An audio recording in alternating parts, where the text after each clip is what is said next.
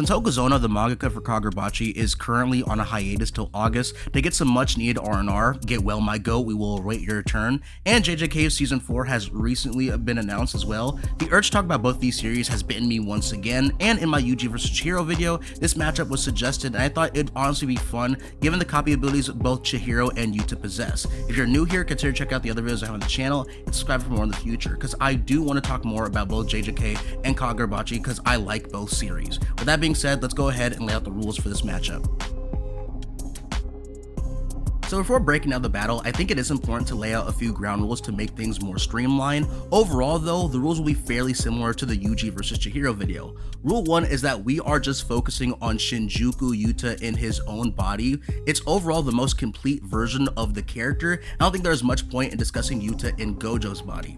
Rule 2 is that we are only using Chihiro up to the end of part 1 of the story, which will be chapter 112 of the manga. However, given that the Seitei War arc is a flashback arc, there are some feats that take place in the arc that would be considered legitimate upscales for Chihiro, given that the enchanted blade users overall should scale above the majority of high-class sorcerers, and given his performance of holding his ground against Samura, who has stated multiple times to be much stronger in the current timeline than during the war.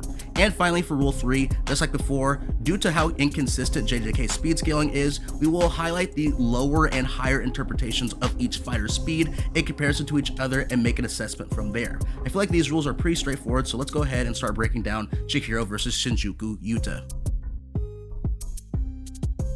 So for this video, I'd like to tackle AP first just because I admittedly made some errors for both Yuji and Chihiro, not factoring in legitimate upscales for both characters and placing both roughly at multi-city block level. That was my mistake and I won't shy away from it. For Yuta, given that he is one of the strongest characters in the series, as far as Jujutsu High goes during Shinjuku, was overall the second strongest person behind Gojo in terms of his stats and portrayal, Yuta, given his performance as well as feats performed by weaker characters, should be clocking in at the large town levels at the bare minimum, just due to Rika Flout being stated to be capable of wiping out an entire town during JJK 0, but it's more likely in the city ranges on an average basis, but you can definitely argue for higher interpretations like mountain level, just from Yuta being confident him and Rika would be able to defeat Maharaga and Agito during the Gojo and Sukuna fight, who were at least able to damage Gojo during the battle with physical blows. And given Kenjaku's assessment of Yuta being the second strongest of Jujutsu High, and emphasizing specifically him as an important player in bringing down Sukuna in the event of Gojo's defeat. You can also get Yuta to those large town levels very easily, given that at the bare minimum, Yuta should be relative to Hikari, who was able to hold off Arame for the entirety of Shinjuku, Arame's Frost Calm attack clocking in at those large town levels. Yuta should also definitively scale above Geto by the time Shinjuku happens, given that his much weaker version during JJK 0 was able to hold his ground against his opponent despite the large gap in experience and cursed energy control, and above Jogo with his Max Meteor technique as well. There is, of course, the vaporization calculation for Max Meteor, which would put the AP around the country levels at the highest interpretation if you choose to go that route, given that it takes a lot more energy to completely vaporize a city rather than just destroying it. I personally think that this is a bit more inconsistent for the rest of the verse, but I'm not faulting anyone if they subscribe to that line of thinking. Yuta would, of course, upscale from this feat, just given the scaling of special grade sorcerers in comparison to special grade curses. So a pretty wide range overall for Yuta's AP. He's pretty confidently in those city ranges, but the higher interpretations could place him at those large country levels to possibly much higher depending on the scaling chain you go with.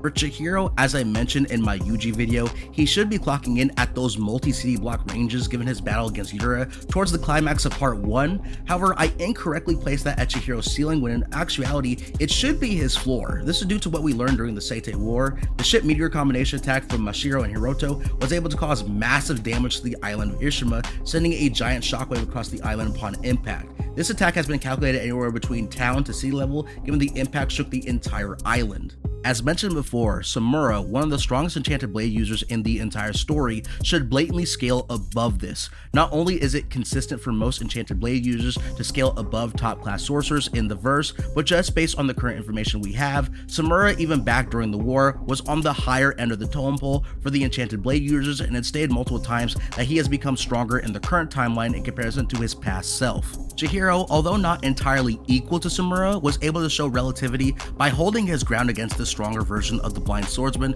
who at multiple points in their battle was genuinely trying to take out Chihiro but could not. We already know that Samura has no issue killing Chihiro since he can just bring him back to life via the Phoenix Flames of his Suzaku ability, so he really doesn't have any reason to hold back on Chihiro during this battle. For the time being, I would say that Chihiro is more than likely in the city level ranges at the time of recording, given his performance against Samura. However, both of the swordsmen can be elevated to much higher levels depending on the feats we'll see from the weaker version of Samura, along with the other enchanted blade users, as well as any other high tier sorcerers with relevant feats, and the members of the Mikoboshi clan during the war arc. And since we tackled the max meteor country calculation from Jogo, I think it's fair to at least bring up Hiyuki with her recent scaling, since it was stated during the flashback that the power of her Flamebone sorcery has the potential of wiping out the entire continent. There are flaws with the statement though, given that this is still taking place on a more fictional variant of Japan, so at face value, sure, you can say that the max power of Flamebone is continental if you take the statement hyper literally, but it's more than likely country level just given the setting of the story still takes place in Japan unless we're given extra information later in the story. Furthermore, even though Hiyuki is pretty blatantly stated and portrayed to be on equal footing with enchanted blade level fighters and that she scales above regular sorcery, the problem is that we've never seen her at her max, given that she is sent out on missions and is given blatant instructions on using only fractions of her true strength in order to keep her immense power from causing unwanted destruction. A weaker version of Chihiro being more or less on equal footing with this nerf version of Hiyuki is pretty good, but it wouldn't be accurate at all to put Chihiro in those country level ranges just yet, since we honestly haven't seen the true extent of Hiyuki's power in action currently in the story. We don't know if the country level is a casual level firepower she can wield when using the entirety of her Flamebone sorcery, or is that her max using an all-out attack. It's up in the air until further notice without more information that likely won't get answered until much later in the story. So overall, I have Chihiro and Yuta for the most part in the same city level weight class on average, but there are more arguments for Yuta scaling higher on a more consistent basis via calculations and scaling chains, so I'm giving the edge to him for AP. However, again, this is by no means Chihiro's ceiling, and he could very well be elevated higher based on what we learned during the war arc. In terms of speed, as I said earlier in the video, JJK is pretty inconsistent. You can ask multiple fans how fast they think the verse is, and they will likely give you entirely different answers depending on who you go to. So for argument's sake, we will be defining the verse into a low and high interpretation of speed, more so just presenting the arguments rather than saying that these are objective facts. On the lower end, by the time we reach Shinjuku, Yuta should be at the very least above Curse Nalia's Mach 3 speed, considering he was capable of reacting to Kenjaku's curse manipulation while he was losing control, and for the simple fact that he was boxing with Sukuna before even activating his domain. Because Yuta overall still scales in the upper tiers of Shinjuku, would likely be clocking in at those Mach 10 to Mach 20 speeds. The higher interpretation would be categorizing Yuta as a lightning timer if we assume that Hikari indeed dodged Kashima's lightning in their battle. Not saying that to be fact, because people to this day are still arguing about this specific detail, but if we assume this was an actual reaction feat, Yuta by proxy upscales from this just from the fact that he is bare minimum on the same level as Hikari, and both of them have gotten stronger due to training before the Shinjuku Showdown began. This would be considered in the massively hypersonic ranges, or Mach 100 to Mach 1000. By this point in time, most people agree that Kashima's EM wave scaling is less consistent in comparison to Dabura, using literal light attacks and having a physical movement feat that is stated by the narrator to have never been achieved by anyone in mankind, clocking in at sub-relativistic, especially when it's also heavily contested as to whether or not Sukuna simply aim dodged the attack rather than reacting to it after it was fired. However, if you think that scaling still holds up and that it could apply to Yuta, I'm not going to diss you for it. I'm just going to move forward with what has been stated by the narrator. However, as I broke down in the Yuji video, Chihiro was able to react to a lightning bolt being shot at him from point blank range within the first 10 chapters of the story without using Nishiki to boost his speed and reaction time. This feat is very consistent given that weaker sorcerers are able to also accomplish similar feats, definitively putting Chihiro in massively hypersonic at the minimum, considering that this is the weakest version of Chihiro at the very beginning of the story, and he's gotten drastically stronger via experiencing more intense battles, as well as learning to use his spirit energy more efficiently, which has been shown to indeed boost a sorcerer's stats. I'm giving Chihiro the edge in both the lower and higher interpretations of speed in this battle. But honestly, the real discussion for this battle comes down to the fighter's hack-based abilities that comes from their individual sorcery. Chihiro's Enchanted Blade, N10, has 3 core abilities. Kuro is your standard flying slash attack that you'd see in many other anime, giving Chihiro a ranged option that he can utilize in battle, whether it be launching far-reaching attacks or intercepting any projectiles that come at him. Nishiki is a boost ability that augments Chihiro's physical attributes such as strength, speed, durability, perception, etc, etc. He can likely boost himself more now, but during the first arc, he could boost his stats by up to 3 times his normal limit for a short period of time. And Akka, which is a defensive ability that allows him to absorb his opponent's attacks and be able to wield it against them in battle. When it comes to copying techniques via Akka, Chihiro is able to utilize the copied sorcery for more than just a one-time use. At the time of recording this video, there currently is no definitive time limit for how long he can keep copying. The most educated guess is to just assume that he can no longer continue copying someone when his spirit energy falls drastically to almost empty, but that is pure speculation for right now. Akka also acts as an analyzing tool, allowing for Chihiro to understand what he's up against when facing opponents he has no knowledge of. For his higher ability, Chihiro's would be accessing his blade's true realm, which does indeed give him a boost to his stats, but it isn't exactly quantifiable, just through the enchanted blade's true realms being a lot more esoteric in nature. It's literally stated that the true realms go beyond the theoretical, where new powers can be brought into existence based specifically on the user. So 2 people can wield the same enchanted blade at different points in time and can utilize all the basic abilities the blade has, but when accessing the true realm, the interpretation of each of their peaks and how the ability manifests can be entirely different based on the differences between the 2 users' experiences and states of mind. The expansion of Chihiro's powers specifically so far has allowed for Kuro to be molded into a compact chainsaw-like weapon that's able to cut down more durable targets through multiple smaller slashes instead of one big slash. He can expand Kuro into a large barrier where he's able to sense everything within it, and expanding the scope of Nishiki allowed for him to resist the debuff effects from Hiriko's disorienting attacks, as well as flat ignoring Akamura, the strongest enchanted blade user's spider attack that completely immobilizes his opponents, as well as resist the life-draining effects of the Shinichi blade. In regard to Shinjuku Yuta, we already know that in every one of his battles, he will have access to Rika and can partially manifest her, but to use her to the fullest extent, Yuta has exactly 5 minutes, which no matter what, was always willing to be helpful when facing off against powerful opponents he wouldn't be able to confidently defeat by himself. Rika also supplies Yuta with a large amount of cursed tools that he can use in battle, making it to where he will likely never have to worry about being disarmed for most discussions. Being paired with Rika also allows Yuta to shoot off beams of concentrated cursed energy, giving him his own powerful ranged attacks. And of course, Yuta's main curse technique is copy, allowing him to copy the techniques of several sorcerers, giving him a wide arsenal of abilities he can use in battle. To put things in perspective, by the time we reach Shinjuku, Yuta has access to Cursed Speech, Shrine, G War Staff that gives him 1 second of future sight against his opponent, so long as he's able to draw blood from them and they are in his direct line of sight, Sky Manipulation, which gives him flight as well as being able to redirect attacks and give him access to the Thin Icebreaker attack that bypasses opponent's durability. Yuta also has access to Jacob's Ladder, as we see him use it against Sukuna during Shinjuku, and the same goes for the Shikigami he got after killing Druve during Sendai. It's important to note that all these techniques under Yuta's belt can only be used when connected to Rika during the 5-minute time limit.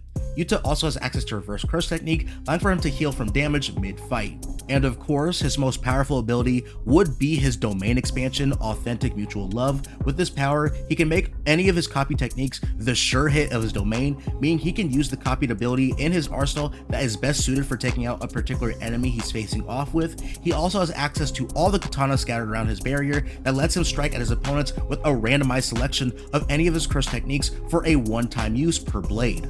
So with all these factors laid out, how exactly does this battle unfold? Starting off with the low end scaling for Yuta, if we go with this route for speed, then the battle most definitely goes to Chihiro. Yuta vaguely being in Mach 10 to 20 isn't at all good for a battle against Chihiro, who in base was already a lightning timer before Kagurabachi even completed its first arc. Simply put, Chihiro would be moving far beyond what Yuta would be capable of perceiving at this level. Even if you argue some calculations in favor of Yuta, would place his AP and durability much higher than what we currently can draw for Part 1 Chihiro, Chihiro using his True Realm to act as almost a mini chainsaw is literally meant to be used to cut through more durable targets. Over time, he will be able to cut down Yuta, even factoring in Yuta having reverse curse technique to heal himself. The reality is that Yuta does not have an infinite supply of cursed energy. He actually has the second highest amount of cursed energy behind Sukuna. At this level of speed, he would not be fast enough to do anything to stop Chihiro except stall the inevitable via healing himself. However, when we use the higher interpretation and assume that Hakari did actually dodge lightning shot out by Kashimo and by proxy place Yuta at those lightning timer levels due to his bare minimum relativity, when the battle becomes a lot more close and is determined by how fast could Yuta possibly take out Chihiro in the early stages of their battle. The reason why I emphasize the early part of their battle is that the speed gap, despite being significantly shorter than before, still leans towards Chihiro. Since being a lightning timer is his lowest floor, it's much more reasonable to assume Chihiro is much faster by the time we reach the end of part 1 due to training to properly circulate his spirit energy, as well as gaining experience due to facing off against powerful opponents such as Samura, Yura, and Akamura, who are all on the higher end of the totem pole for the verse. Not to mention that Chihiro at the bare minimum can increase his stats by at least 3 times, given that he performed this feat against Sojo in their final battle. Again, it is more reasonable to assume Chihiro can multiply his stats farther than this, since the 3 times multiplier occurred at the end of the first arc before his training in higher level battles, but until we have a quantifiable number, we will assume his limit for the time being is a 3 times multiplier. Yuta will 100% need to use Rika immediately just due to the speed gap. Having Rika as backup will increase both his offense and defense automatically. However, I don't think getting 2v1 would make a crazy difference, considering Chihiro has on multiple occasions had to deal with multiple threats at the same time, whether it be from weaker or higher level opponents. With Rika out, he does have access to his copy techniques, so let's break down exactly what could and could not work. In my opinion, Drew Shikigami are out. Chihiro right out of the gate already has the advantage in speed, so it is unlikely for their barrier to successfully trap Chihiro. Angel is next, and if we equate cursed energy of JJK to spirit energy of Kagurabachi, then this would be an amazing attack if it actually landed. Again, this would be another instance where the speed gap is a problem, which is unfortunate for specifically Yuta, since Jacob's Ladder would actually nullify the abilities of the N10 blade, but again, that is only if we do some verse equalization and just assume that the 2 different energy systems of each verse functions the same. G Warstaff precognition only functions if Yuta is actually able to draw blood from Chihiro, which for the previous 2 reasons is unlikely.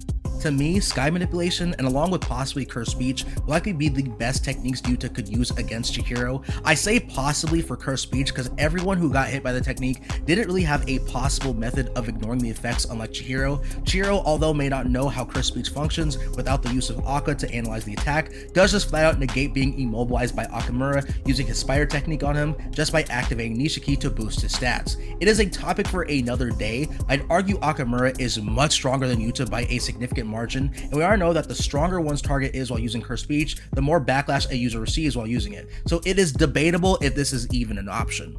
Sky Manipulation, however, is a fantastic technique to use for this battle, specifically due to the icebreaker, but it needs to be done very quickly. Sky Manipulation would be a great counter against Chihiro using Kuro and launching flying slashes at Yuta, as well as just make things more difficult trying to land regular slashes in general. Yuta honestly needs to be able to land the icebreaker to win this fight, and needs to put everything he has to the strike or it's over. Chihiro on multiple occasions has used his copying Akka ability to reduce, or in some cases flat out nullify any damage he would take in battle, and then slam his opponents with their own abilities, which in this instance Chihiro 100% do, seeing how good of a technique Sky Manipulation is once he gets hit. And he was able to use it to save his own skin when taking Akamura's Dragonfly attack, who is drastically above Part 1 Chihiro even while holding back. I can really only see Yuta landing this technique if he's able to momentarily stop Chihiro using Curse Speech and then successfully land the shot similarly with how he did against Sukuna. Or better yet, if we assume that Curse Speech does indeed work and Yuta can attack within the brief window before Chihiro possibly breaks free, he can open his domain and then use the Icebreaker at maximum to land a critical hit on Chihiro. He could as well swap Jacob's Ladder as a maximum sure hit within his domain if this method works. The only issue is that, again, this is just assuming that Chihiro wouldn't use Nishiki to boost his stats off rip at the start of the battle like he's done on multiple occasions in canon. If Yuta tries to respond to Chihiro's increasing speed by using Cursed Speech, Chihiro would already be in a state where he can negate the effects of the technique in theory, and if so, Yuta's chances of winning pretty much go out the window. A domain expansion would work wonders in a matchup like this, but Chihiro has zero problem putting down a character when they look like they're about to do something dangerous. I can really only see Yuta winning if we take his highballed AP and he ends up tagging Chihiro with an attack pretty much at the start of the fight. If you believe the Joko vaporization calculation is valid, then country level AP at the time of recording is way outside of Chihiro's threshold for part 1 scaling, and it would actually have the chance to maybe even one-shot Chihiro even while he tries to tank the damage using Akka. Otherwise, the results of this match play out a lot slower pace, but likely in the same vein as Yuta's low end speed scaling, where Yuta is just desperately trying to land attacks on a much faster opponent for 5 whole minutes before Rika's manifestation reaches its limit. All in all, I do have Chihiro as the winner for the most part, in my opinion. I do think there are arguments for Yuta to come out on top, especially for an argument of Yuta being able to open his domain on Chihiro successfully, but I find it much more likely for Chihiro to be dominant in this match due to the speed gap. Yuta has many weapons that would, in theory, work great against Chihiro if they could actually have a reasonable chance of landing on him, even with the highest interpretation of speed, and the more Yuta throws at Chihiro, the bigger Chihiro's arsenal gets, being able to copy and send attacks back Yuta's way, so long as it's not the high bot scaling that has the potential to one-shot him. Well, with all that being said, thank you for watching. Big shout out to Tiberius again for his fantastic work on the thumbnail. If you're looking to have some quality work done, please reach out to him. Link to all of his socials in the description. And if you like what you see, then please check out the other videos I have on the channel and subscribe for more in the future. I hope you have a great day and please stay safe. Peace.